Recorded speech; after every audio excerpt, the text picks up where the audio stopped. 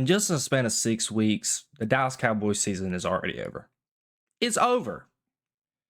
There's no way you can look at this team, look at their schedule in the next 5 weeks, and say that they're going to make it to the playoffs.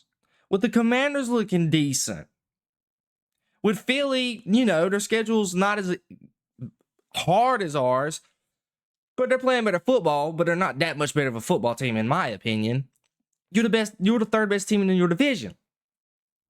With teams that are looking great right now, like San Francisco's going to end up making the playoffs.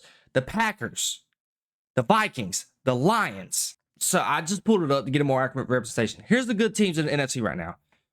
The Vikings, the Lions, the Falcons, the Commanders, the Buccaneers, the Packers, the Bears. San Francisco. I didn't even talk about the Eagles yet. And then there's Dallas. You're the 9th or the 10th best team in your conference right now. With a gauntlet of a schedule, might I add. Let's look at the Cowboys' schedule, shall we? They have at San Francisco off the bye. You got to go to Atlanta. You got Philly at home. You got Houston at home. Then you go to at Washington. That is your 5 next games. I'm going to tell you right now, the way it looks, we got an L against San Francisco, an L against Atlanta. I think there's a possibility it could be the Eagles, okay? You're losing to Houston, you're losing to Washington. 1-4. 1-4. That puts you where? It's 1 win. That's 4. 4-7. That puts you at 4-7 come week 12. That's not going to be good enough to make the playoffs. That's not going to be good enough to play the playoffs. Now, aside from that, let's just get to the game itself. These boys weren't ready to play. They weren't ready to play. If we could just look at the box score, we're not even going to worry about Jared Goff because he lit us up like a Christmas tree because of the play action off the run game. But get to the run game. David Montgomery, 12 carries, 80 yards, average 6.5 yards rushing. Jahmyr Gibbs, 12 carries for 63 yards, 5.5 almost yards rushing. And as a team, they rushed for 184 yards, average 5 yards a carry. You're going to get dogged. Jared Goff, 18 for 25, 315 yards, averaged 12.6 yards a throw. He had 3 touchdowns and 0 interceptions. Receiving, Jamal Williams had 3 catches for 76 yards. His head on the goalpost against Trayvon Diggs. Trayvon Diggs looks washed. Sam Laporta got a 52-yard reception on a flea flicker play. They always get those with Dallas. Remember the one against Baker Mayfield when he was on Cleveland when they had Jarvis Landry and Odell Beckham? Yeah, I remember that. That was COVID year. Dak, I think that was the year Dak got hurt. Yeah, 2020. Amon-Ra St. Brown didn't really do much, but he did catch a touchdown. And that's not really the story. The story is we got gashed by the run, and defensively we couldn't get stops. And offensively, we look horrible. Dak Prescott, red zone interceptions. What are we doing? The CeeDee Lamb Dak so-called tandem that was supposed to be great this season, I don't know where it's at.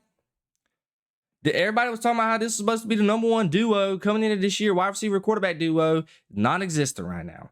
And Jerry was going around saying that you don't need training camp. You don't need to practice. But guess what, Jerry? You see what happens. You need to practice and you need training camp because you're behind. Dak Prescott, 17 for 34, barely over 50% passing. He had a 42 passer rating, 11 QBR, god awful. He threw 478 yards, 5.5 yards per throw, 0 touchdowns, 2 interceptions. Awful. Here's a surprising one. Can somebody please tell me why Ezekiel Elliott was getting more carries than Rico Dowdle? So Ezekiel Elliott goes into the coach's room and complains about not getting enough carries. And it's like Jerry Jones and the coaching staff was like, well, Zeke's not done nothing for us. He's come to us and complained about some carries. Let's just give him some more carries. No! You put the best. Rico Dowdle just ran for almost 5 yards a carry the week before. And you're not going to start the man? And give him more carries? He had 5. And he ran for 25 yards. That was 5 yards a carry. What are we doing? Zeke had 8 carries for 17 yards. Receiving wise, non-existent. CeeDee Lamb, 7 receptions for 89 yards, no touchdowns, 14 targets.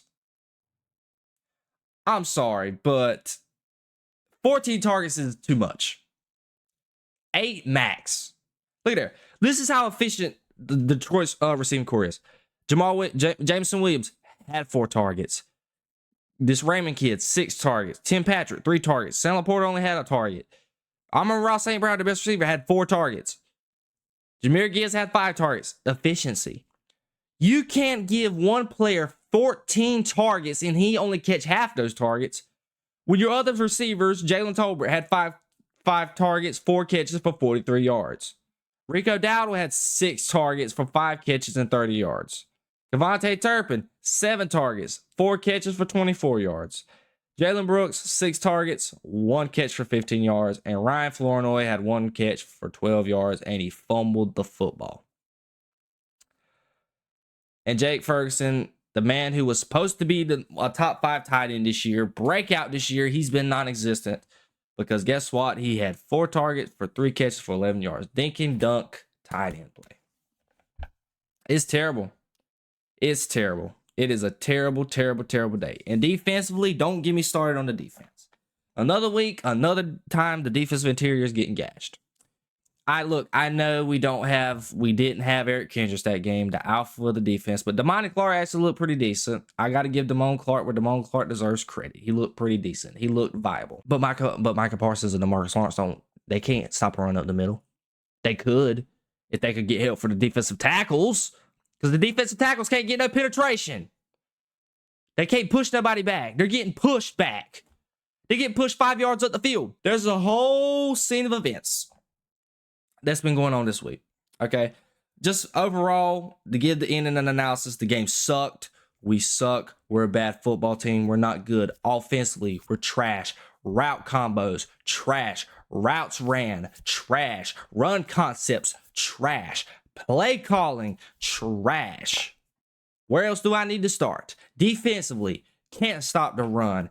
That causes you not be able to play the pass because you're too worried about trying to stop the run and bring everybody into the box. And you can't guard nobody in the pass game. Making Trayvon Diggs look bad. Making all the DBs look bad.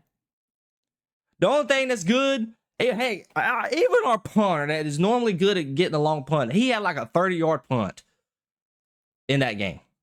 The only thing we got is Brandon Aubrey. Brandon Aubrey and a bag of chips. Okay? The football team's bad.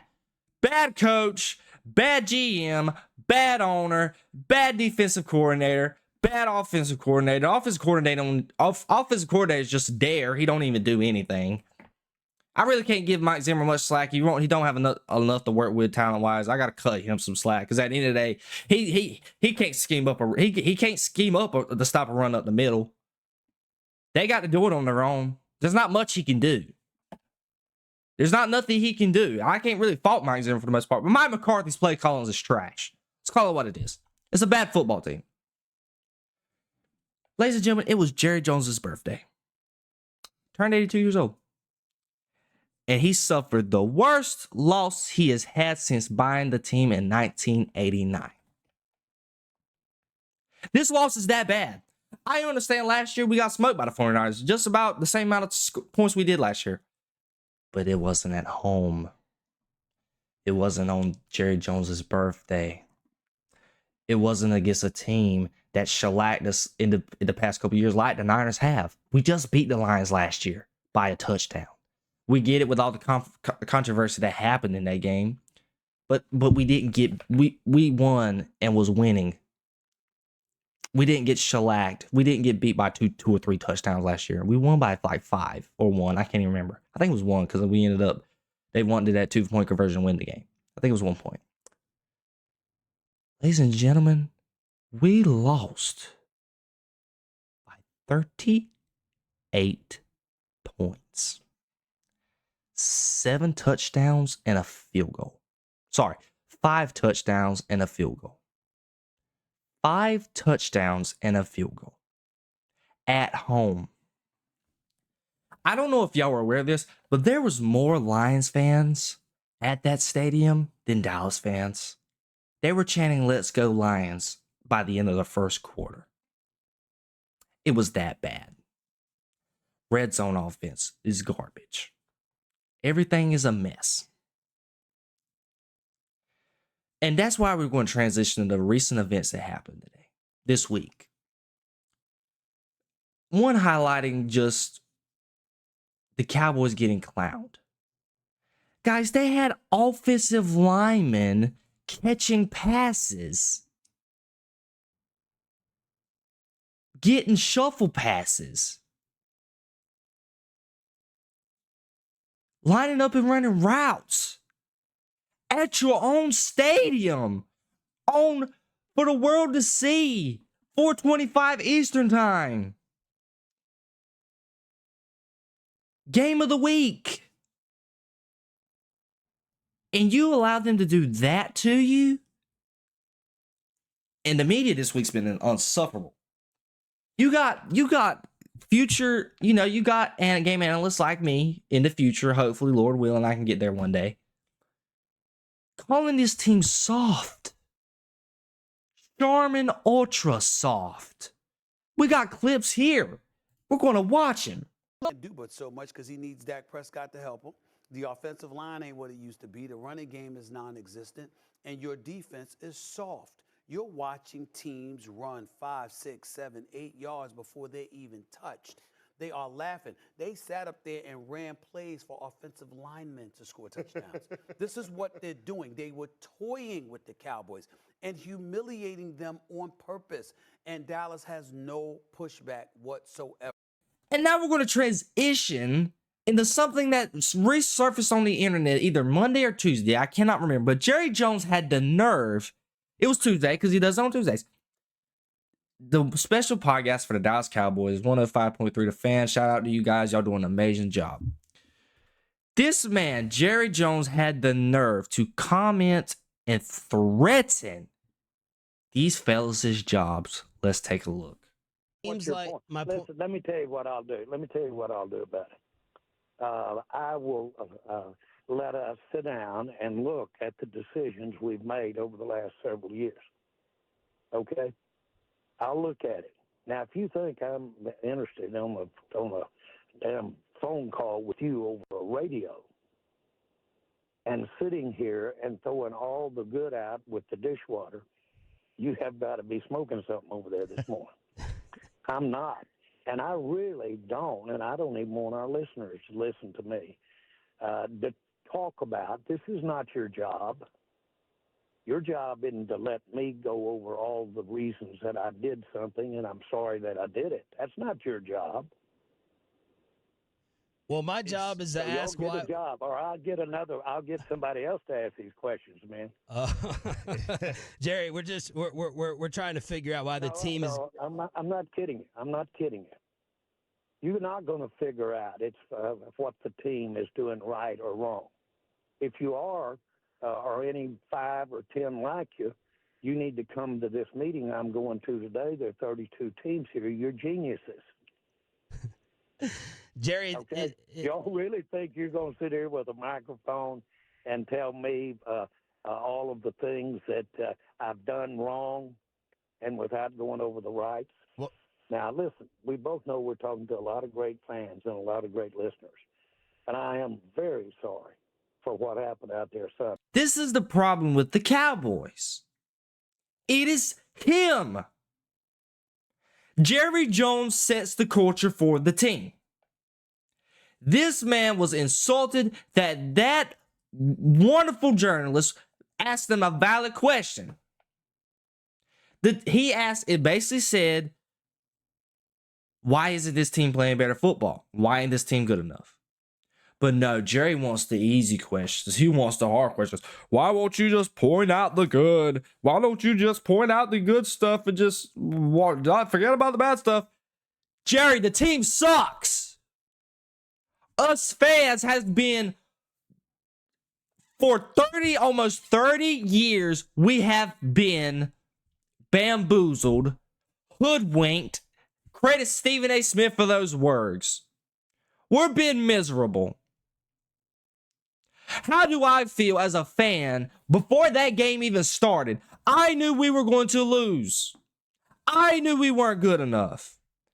I knew the team wasn't good enough. How are you the GM and owner of a NFL franchise? You're a Hall of Famer. Your team is worth $10 billion, and you can't look and see your team each week and can tell they're not good enough to win a football game. I'm 20 years old. I'm not as smart as you are. You're smarter with money. I'm pretty sure you're one of the smartest individuals ever. You know, you've turned that franchise upside down to what it was in 1989. You helped cultivate them to get the phrase America's team. But it's like the older you get, the more delusional you are. Your team is not good enough. Your quarterback is not as good as you think he is. Your coach is darn sure not as good as you think he is. The team is not as good as you think he is. Jerry, I understand. You said this before. You like drafting your guys. You form a relationship with you. Stephen A. said himself in your interview, you said it makes you feel young. But if your goal, Jerry Jones, is to win a championship before you leave this earth, you need to put that to the side. It's a business. I don't care. I'm not here to be your best friend. That is your role as the owner. You are not there to be their best friend. You are there to put the best football team you can put on the field in the NFL. You are supposed to as GM, you're supposed to put the best players on the field as you can. I don't care if you draft them or not. Derrick Henry went to the Baltimore Ravens for $8 million. And he's going to go down as one of the best running backs in the league. He's having an MVP season right now. You think he couldn't help your football team? The Bills just traded for Amari Cooper. They've been scratching to get to the Super Bowl for the last 4 or 5 years. But we're good with our guys. Amon-Ra St. Brown does a podcast with his brother, and they interviewed one of the players on the defense on the Lions. I forgot the guy's name. I think it was like Carl Joseph or something like that. The guy literally said the defensive game plan was take 88 away. We're not worried about nobody else. And that is a Super Bowl contending team saying that. A player on a Super Bowl contending team saying that. A player who's not even their star player on defense saying that. Saying take away 88 and you can win the game. That doesn't put into question. You don't question that, Jerry Jones. A week after week, you're friends with Stephen A. for Christ's sake, and he clowns your team for fun. Week in and week out. Some of the smartest analysts, the Shannon Sharps of the world, the countless analysts that are former professional football athletes who are analysts right now, who give week-to-week analysis of this team saying they're not good enough, they don't have the personnel. Marcus Spears played for the daggone organization. He says it every season. But yeah, you're content. You said on Stephen A. said this week that you said at the end of that interview, Stephen A., we got guys on the bench that you have not seen not play. We're excited for them. If they were that good, they should have been playing anyways. We know the problem with this team. If I was Jerry Jones, I would have been on the phone with a Jeffrey Simmons at defensive tackle for the Titans. You see the way that franchise looks right now? They're terrible. You tell me they wouldn't have you could have traded away a first-round pick to get somebody as Jeffrey Simmons. He's a dog. You couldn't have traded, got Amari Cooper back. You couldn't have went for maybe Odell Beckham at wide receiver. Even looked at Devontae Adams. Even chatted with Derrick Henry after Derrick Henry has explicitly said he stays in Dallas and he wants to be a Dallas Cowboy. Get an offensive lineman. Get a corner. Bring Stephon Gilmore back. Get a big name like a Willie Gay linebacker. Along with Eric, spend some money. We're content with our guys. Jerry, I don't know if you know it or not, but the winning formula is free agency. Sorry, this ain't 1990s anymore. You need free agents. Okay? The San Francisco 49ers have been knocking on the Super Bowl, win the NFC Championship after NFC Championship the last 4 years. Guess what? They went and got Christian McCaffrey. Christian McCaffrey. Mid-season. The Ravens just went to the AFC Championship last year. What did they do? We're not good enough. Let's go get one of the best running backs to ever play in Derrick Henry. along with Lamar Jackson. I just named out all of that stuff, and there's countless other analysts that's been doing that, and you can't do it. You're smarter than this, Jerry. Jerry is the prime reason, and I've said this for years, and I am going to die on that hill. This team is not going to be good until Jerry Jones ultimately has no involvement with the team. I think the Jones family should sell this team. I really do. His son is no worse than he is. God rest his soul. When Jerry Jones eventually has to leave this earth and his son takes over, it's going to be just as bad, if not worse. Y'all guys don't think that this family is the reason why this team's not winning? They're complacent with mediocrity. As long as they're selling merchandise, they're getting headlines and publicity, that's all they care about. They don't care about the hard-earned money that is going into them tickets, fans wanting to go see that team play, and not worry about the best product on that field. That is a disgrace.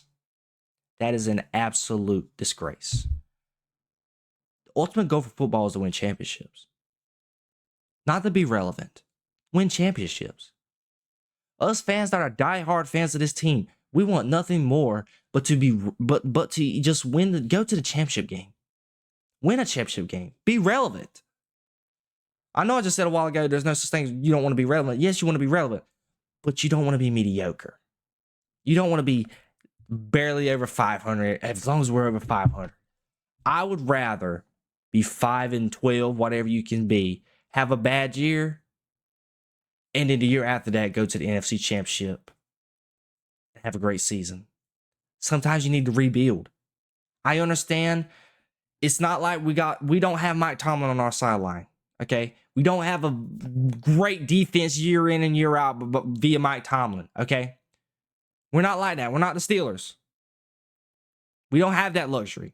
Heck, we even just had Troy Aikman this week just calling out the wide receivers, saying that they run sorry routes. CeeDee Lamb needs to work on his route running.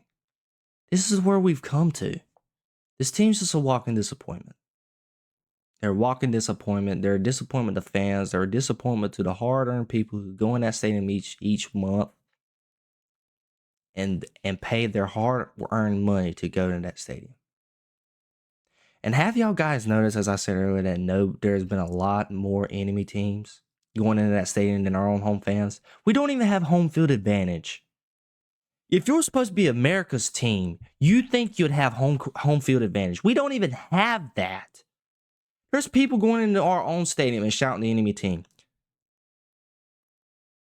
The last two playoffs we had, not the year before against the Niners, when we had it at home, there was red everywhere. Cowboys fans are giving up on this team, and it shows with the attendance. It's just a state of where we're at right now. Nothing is going to change. And I'm going to tell you right now, we're going to have to go through a rebuild. We're just going to have to go through a rebuild. I don't see a scenario where this team is good enough to win. We're going to re-sign Parsons. Dak's already signed. CeeDee's already signed. That's your three. You're just going to have to build around them. And with Diggs signed too. That's it. I know they'll probably sign Ferguson. But boy, we are farther. Our Super Bowl window closed. It's closed, and we are farther away from winning a Super Bowl than we were in the past 3 years. I'm sorry, Cowboys fans. I'm sorry it has come to this.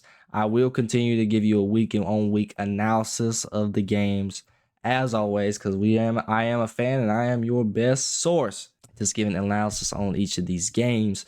I'm sorry this video was so long. I planned on doing some film review with you guys, but obviously this video is entirely too long. If you would like to see that, comment down below. As you can see, I am trying out and experiencing a brand new setup for you guys. I got the LEDs in the back. I'm actually going to be in the process of still putting up some more lights to brighten up the background for you guys. Just put some overall art in my room to make it look more popping and appealing to the audience. I've been taking your feedback. Everybody's commenting on my lighting and how lighting and just unappealing my setup has been. So I've been doing some upgrades for you guys. It's the reason why it's been taking me a long time to put out these videos. Comment down below. Do you enjoy the new setup? Please let me know. It would be greatly appreciated. Also, do you agree with my analysis that the Cowboys are cooked for years to come unless Jerry Jones sells the team? Let me know down below. Let me know down below. Do you think the Cowboys will make the playoffs or will not make the playoffs? Let me know. I want to know all of these things.